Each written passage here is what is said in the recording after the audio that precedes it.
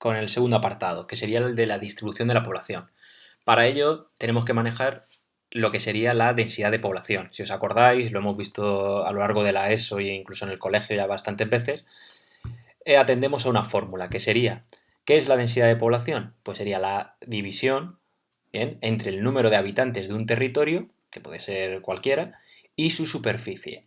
El resultado se hace en habitantes partido kilómetro cuadrado. Por tanto, casi siempre lo que nos va a marcar es el territorio, es decir, puede haber muchos habitantes, pero si el territorio es bastante grande, pues la densidad de población será menor, y así a la inversa. Bien, ¿cuál es la densidad de población para España? Pues no es muy grande. Estamos hablando de un territorio bastante extenso, pero con un número de población que hoy en día se estima en torno a 47 millones de habitantes.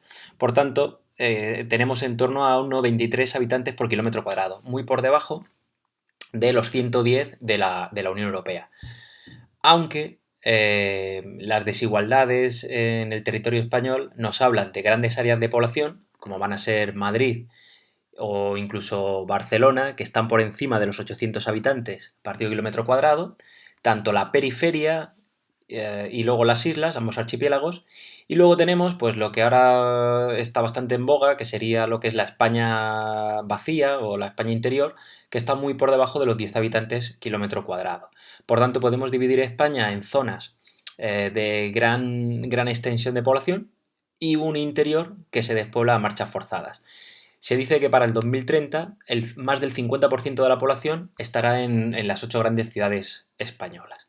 ¿Ha sido esto siempre igual? Pues evidentemente no. En Historia de España hemos estado estudiando eh, lo que ha sido la evolución histórica y evidentemente con tanto al-Ándalus, la formación de los reinos cristianos, pues todo esto cambiaba. Así lo que vamos a ver a continuación sería esa evolución de la densidad de población. Para el siglo XVI, pues evidentemente el reino de Castilla, que era el reino más importante, pues presentaba las densidades más altas. Si lo veis aquí, en color verde, pues tenemos donde predomina la mayoría de la población. Luego tendríamos la zona de Valencia y vemos cómo con el fin del mundo árabe, por decirlo así de una manera, en España, pues se va, y la política de los Austrias, pues se va vaciando.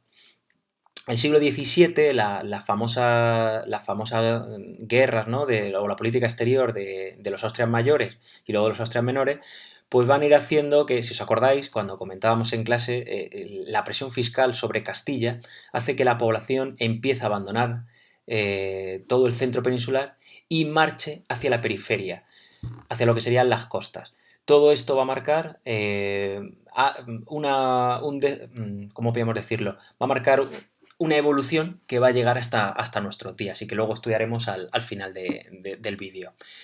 En el siglo XVIII, pues este proceso continúa y la gente sigue marchando, pues eso, hacia la periferia hacia ambos archipiélagos. No hay que olvidar que España, desde que Colón llega a América, durante 5 siglos, va a ser una población emigrante y la población española siempre se va a resentir respecto a esto en la población, con algún que otro millón de habitantes anualmente que marcha hacia América. Bueno, cuando llega el siglo XIX se sigue produciendo lo mismo, aquí ya lo veis mucho más evidente, marcado principalmente también por la revolución industrial. Vemos cómo los focos industriales, como va a ser Cataluña o como va a ser el País Vasco y el norte peninsular, pues, bueno, o Andalucía, van a marcar esta tónica. Madrid, evidentemente, como capital, pues también va a tener un elemento importante que luego veremos. Será ya en el siglo XX cuando aumentan esas desigualdades, principalmente por tanto la industria como por el sector servicios y el turismo, o donde está incluido el turismo.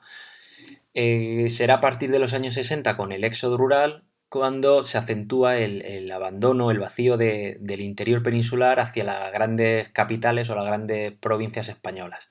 Aquí ya sí que queda patente, si lo veis, es decir, cómo esa España interior empieza a quedar prácticamente vacía.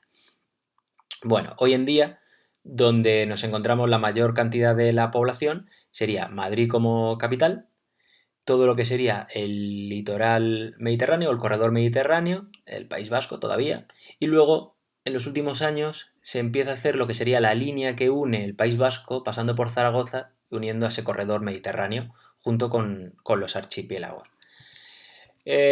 ¿Por qué se produce esto? Pues evidentemente, como siempre estudiamos distintos factores, pues hay que atender a varios.